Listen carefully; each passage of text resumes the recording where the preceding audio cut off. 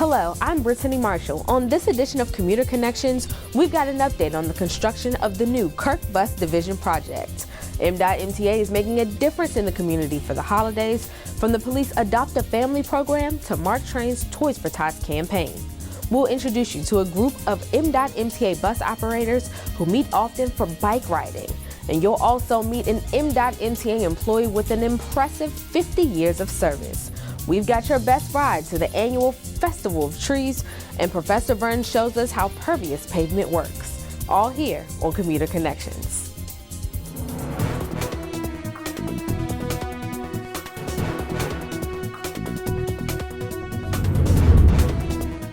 MDOT/MTA has hit a major milestone in its Kirk Bus Division Modernization project. It will revamp the bus division into 2 state-of-the-art facilities. And to tell us more on the project and how it will help the community and the agency, we welcome the Manager of Construction for the project, Andrea Newmeyer of the MDOT/MTA Office of Engineering. Thanks for joining us. Good morning. Thanks for having me. And could you tell me just how did we get to this point with this project and why do we have it? Well, I believe the original building was owned and built for the Baltimore Transit Company back in 1947. And then in the 1970s, it was taken over by what was then called the Mass Transit Administration of Baltimore, or what we now call MDOT/MTA. So I think it was about time for a facelift. And we have Kirk 1 and Kirk 2. Could you explain to us, Kirk 1, the maintenance facility opened up in 2018? Correct? Explain to us how these two go together and what they're about. Sure. The Kirk 1, as we call it, is the maintenance building. And that really focuses on a preventative maintenance effort for our bus fleet. Things like having maintenance bays for our standard buses as well as our articulated buses, bus washes for chassis and for storage. And then for our MDOT/MTA employees, we also have things like a lunchroom and a break room and men's and women's locker room. And then the Kirk 2 building, which is what we're currently constructing right now, we call the transportation facility. And that handles a lot of our other day-to-day bus-related needs, such as fare collecting and fueling. So really, it's going to be these 2 great buildings that are going to come together to best serve the needs of the administration and to address some of the neighborhood concerns. And talk about those neighborhood concerns and how will they be addressed with Kirk 1 and 2? Sure. Well, when MDOT/MTA made a commitment to be a good neighbor to the Baltimore, community there, we really meant it. And so by working with the community and talking to them and the local officials, we were really able to provide a facility that daily bus activities can really be streamlined. For example, maintenance and storage of these buses are going to take place within the facility as opposed to outside the facility as has been to date. That really serves to address the concerns of bus visibility and noise and emissions. Also, within this new Kirk footprint, these 2 buildings, there's going to be parking spaces for MDOT/MTA employees. Therefore, we won't be parking on the neighborhood streets anymore. And so we really tried to listen to the community and what their needs were and their concerns and address them appropriately. When are we hoping to be able to fully operate Kirk 1 and 2 collectively? So Kirk 1 is operating for the most part right now, and we are pleased to report we're on schedule for a summer 2020 completion for the Phase 2 building.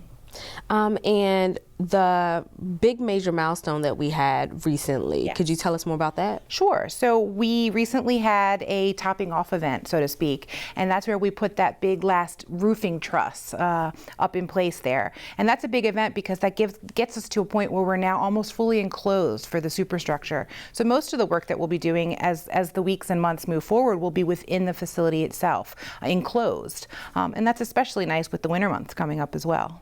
Especially nice with the winter, right? For all those constructors That's out right. there. And can you tell me just how there was also a temporary facility put in place because operations for the Kirk Bus Division did not stop during right. construction. Could you tell me a little bit more about that? Sure. So, obviously we have a commitment and a responsibility to our patrons to provide that world-class customer service and get folks where they need to go, regardless of what we have going on internally. And so we did renovate a space back when the Kirk facility footprint began in 2013. So we could move operations in there. So there was a seamless continuance of, providing transportation for our patrons. Back in January of 2018, we were able to move everything in one single weekend into the new Kirk 1 facility. And as far as I know, operations are proceeding, without incident. So that's great. And there was also a green space created? Yes, I'm glad you brought that up. Back in 2014, the MTA sponsored this landscaped park, which is really a visual and aesthetically pleasing characteristic for the neighborhood there. There's an open lawn for space to sit out and have a picnic. There's a gazebo with lights. There's a walking path with seats and some new trees and plantings as well. It's really beautiful.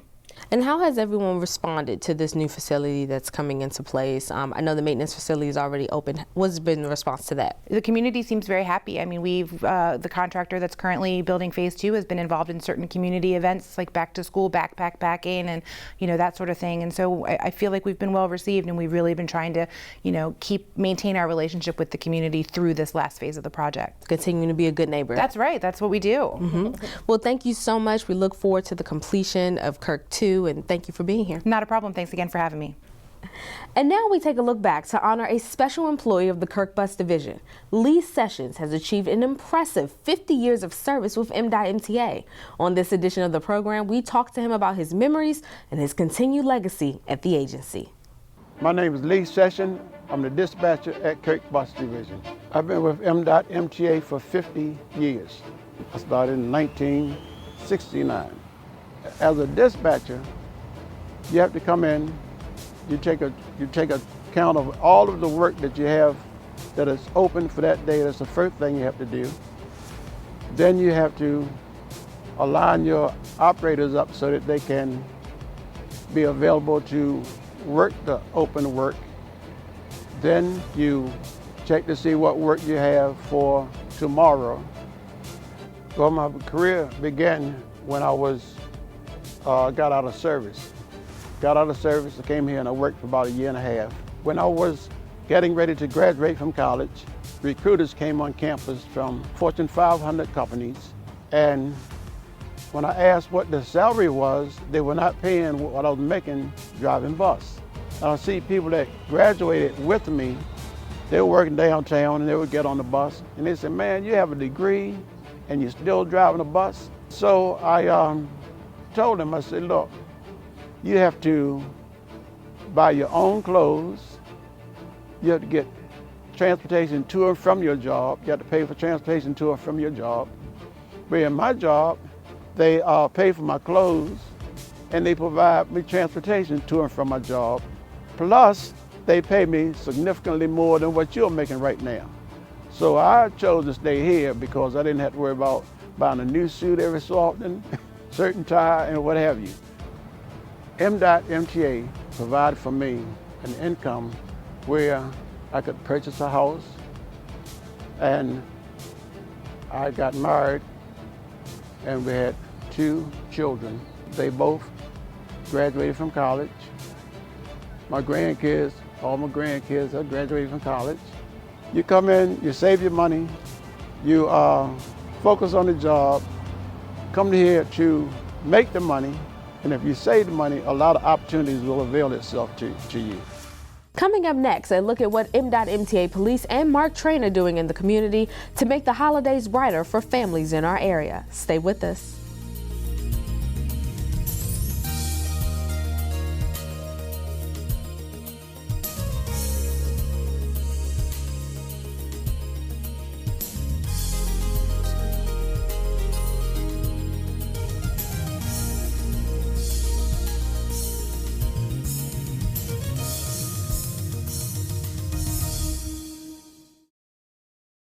MDOT-MTA is making a difference in the community this upcoming holiday season through both the MDOT-MTA Police Adopt a Family initiative and the annual Toys for Tots toy drive with Mark Train, all to help make the holidays a little brighter for those in our area.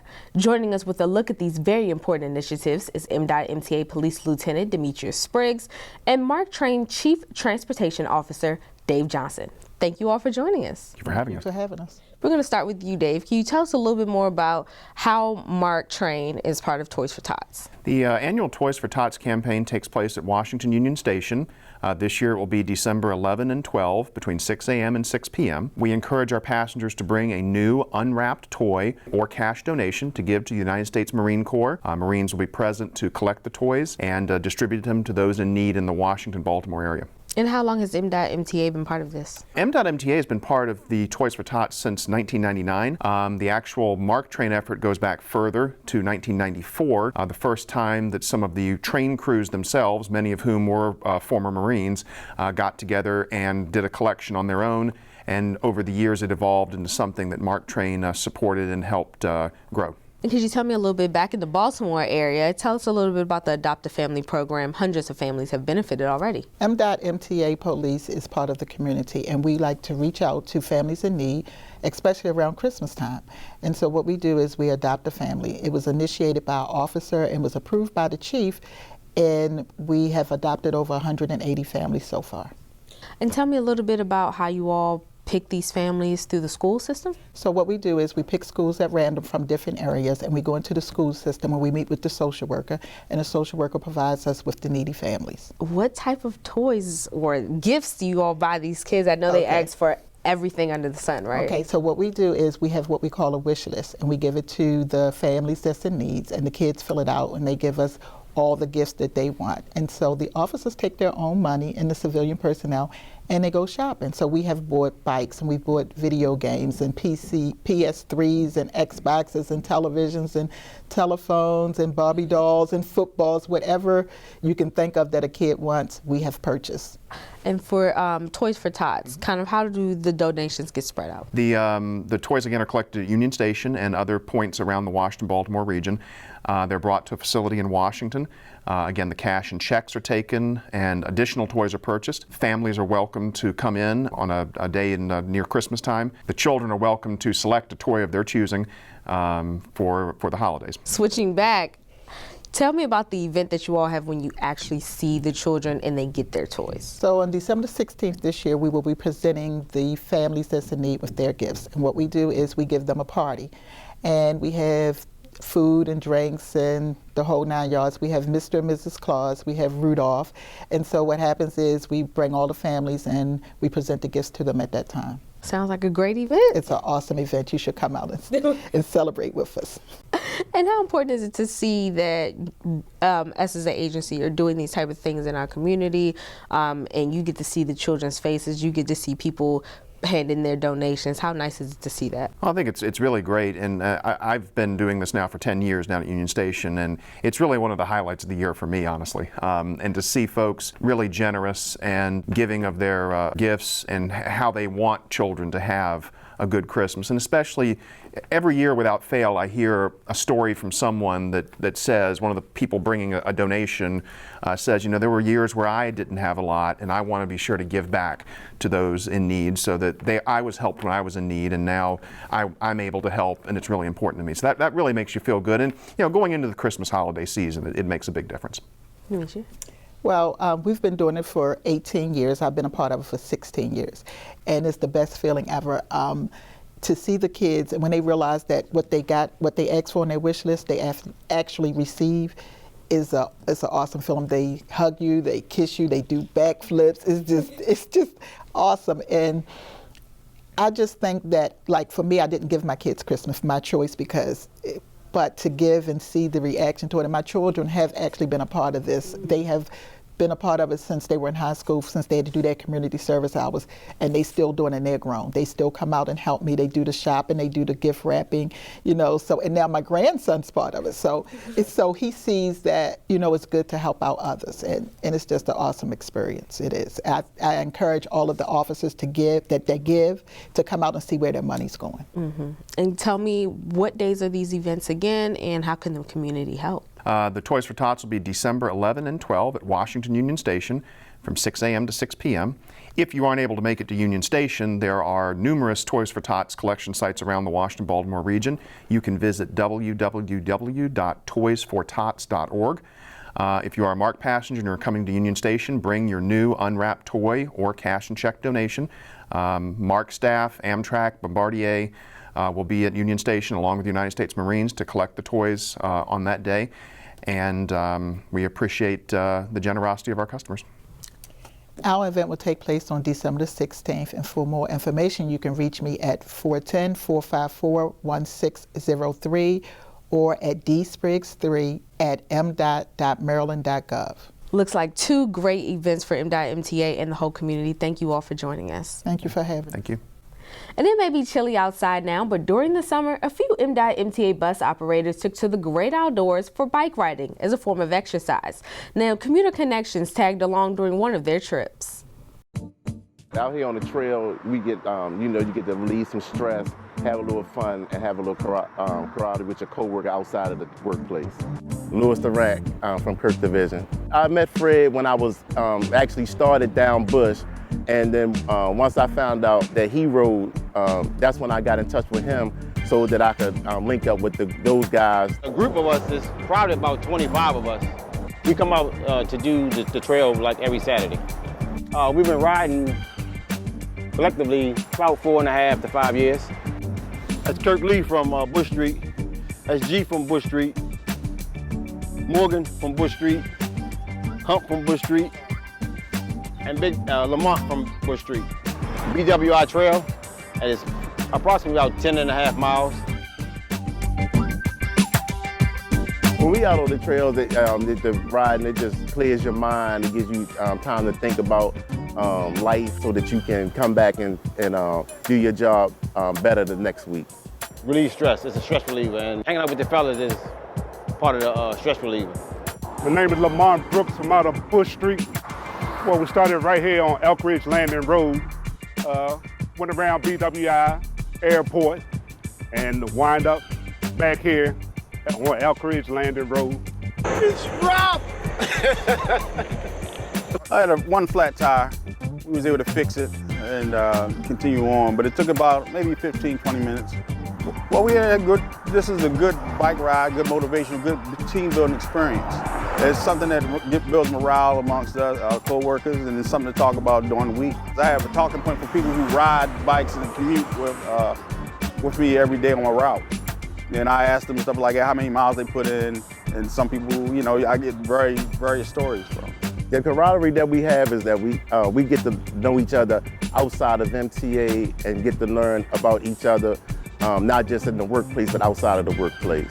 Sometimes we'll stay on the airport trail, or sometimes we'll end up in Annapolis, or we may end up the Tapsco State Park all the way. Sometimes we end up in Catonsville, and then, like I say, then once we decide that we rehydrate that last pound, we just right back to our cars and call it a day. MTA all the way! Up next, we'll show you how you can take MDOT/MTA to a very popular area event, the annual Festival of Trees. Stay with us.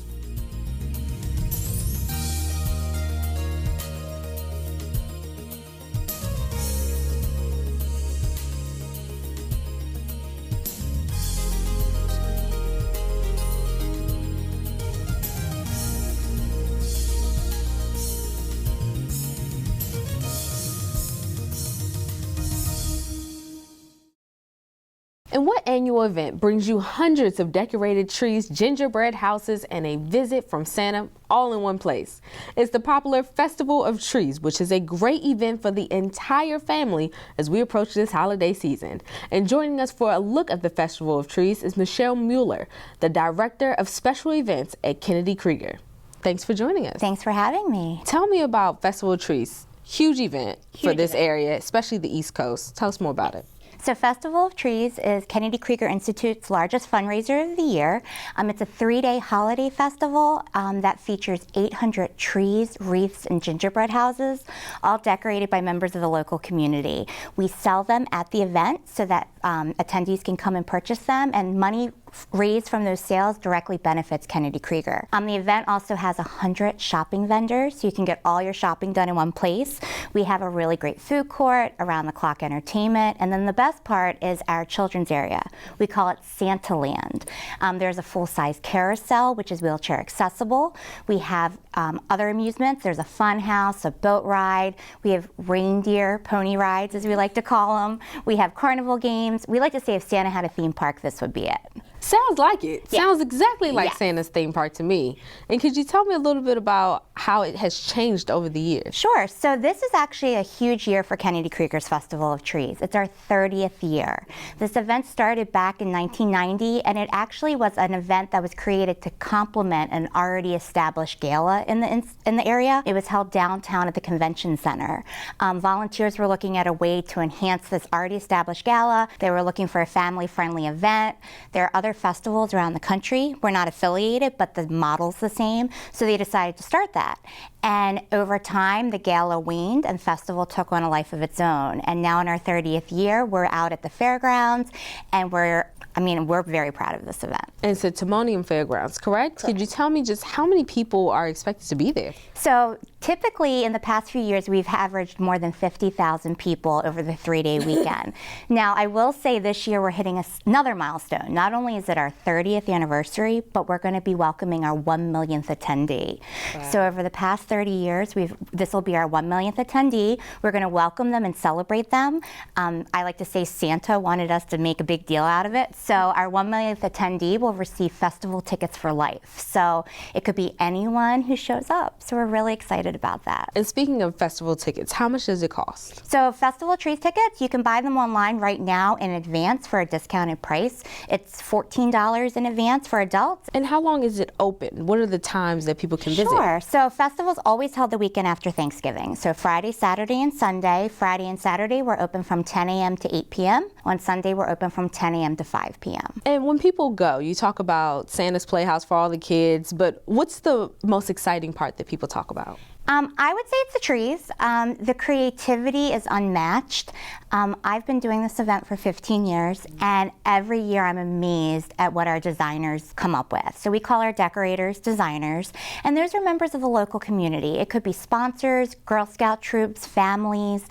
And the creativity that goes into these trees, wreaths, and gingerbread houses, I'm just always amazed. So people come looking for the new, exciting thing. What's one of the best that you've seen? My first year, it was called John Travolta, and it was a tree stuffed into a white leisure suit doing the Saturday Night Fever pose, and it was playing the Bee Gees in the background. Oh, that's funny. Yeah, that's a good one. I always That's a remember good one. that tree, so yeah. That's a good one. And how can people find out more about this event? So you can go right on our website. It's festivalofTrees.kennedykrieger.org. And how does it impact Kennedy Krieger Institute and kind of what benefits? So Kennedy Krieger is an internationally recognized organization located right here in Baltimore. It's right in our backyard. And Kennedy Krieger, this event helps support all the families and children that we support and serve.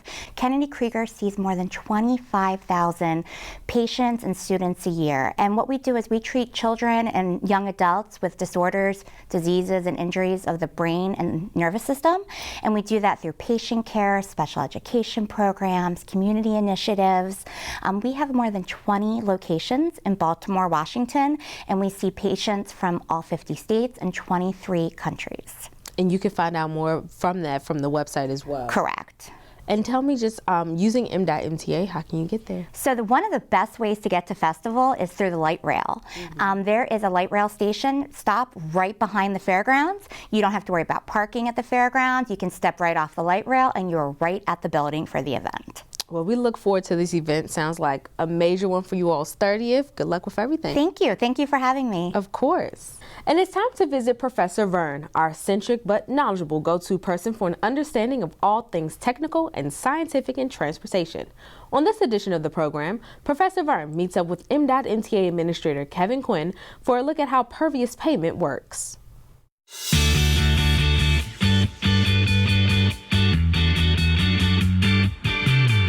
Professor Verne, should I even ask what this is? Administrator, you're just in time. I'm about to activate my mini nuclear generator. If it works, we'll have endless energy independent of the electric company. Well, as long as it's safe, let's fire it up.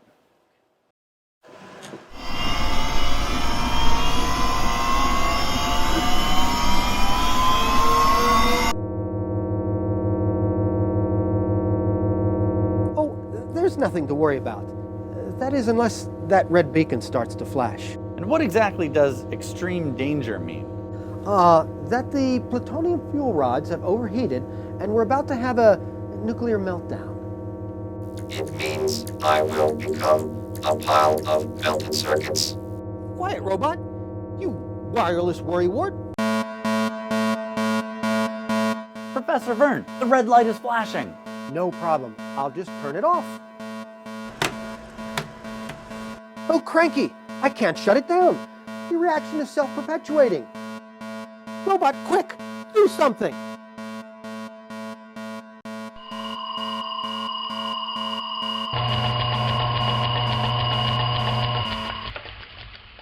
Phew! Well, Administrator, as you can see, we have a few minor glitches to resolve. A few minor glitches? Listen, I'm here to learn about pervious pavement. Absolutely, Administrator. Recall in our previous conversation, we said that the construction of parking lots creates impervious surfaces, meaning stormwater is blocked from entering the ground. So the stormwater runs off and overloads the storm drains and causes severe flooding. Yeah, and doesn't it carry all kinds of gunk with it? Administrator, if you're referring to the organic and chemical pollution carried by stormwater runoff that can devastate marine life, then yes. Now, if we construct parking lots with pervious surfaces, we eliminate stormwater runoff. Wow, so how do pervious surfaces work? A key principle involved is that a path for water is created within the structure of the material. For example, in pervious concrete, cement and water form a paste around small stones that binds them together. But unlike regular concrete, almost no sand is involved. So this leaves voids between the stones where the stormwater can drain through. Let me show you a demonstration. Let's see it.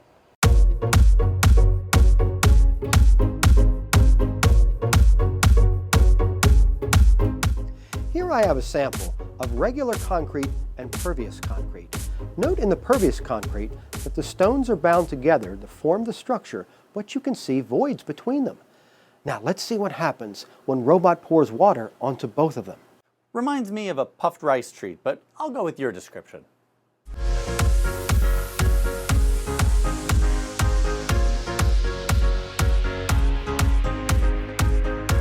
I hope I don't rust.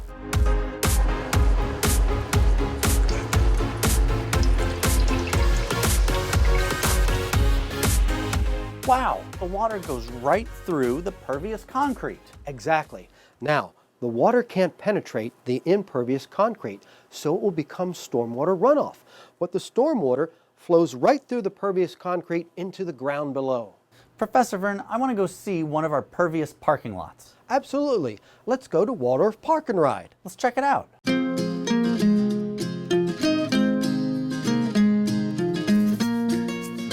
Administrator, I've asked professional engineer Virginia Dadds of the Maryland Environmental Service to join us here today to observe pervious pavement.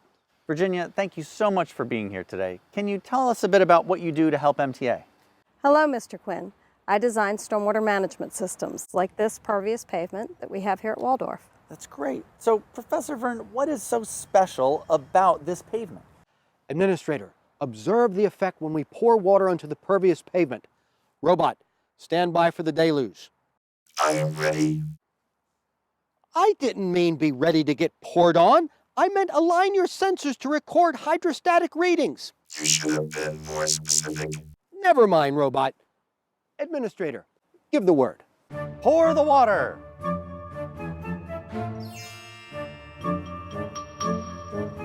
Administrator, observe the pervious effect. The water drains right through the pavement instead of running off. That's amazing, Professor Verne. Absolutely, Administrator. By using pervious pavement, we reduce the need to build stormwater management ponds, thus saving construction costs. Professor Verne, thank you so much for explaining how pervious pavement works. And gosh, this has made me really thirsty. Can somebody get me some water? What the? Professor Verne? Robot? Uh-oh. What? Oh, you impetuous integrated circuit? Oh, sorry, Administrator. Robot must have thought you needed another demonstration. Well, it's a good thing I wore my impervious shoes today. Thanks, Professor Verne, for an interesting look at pervious pavement and how that process assists us here in transportation.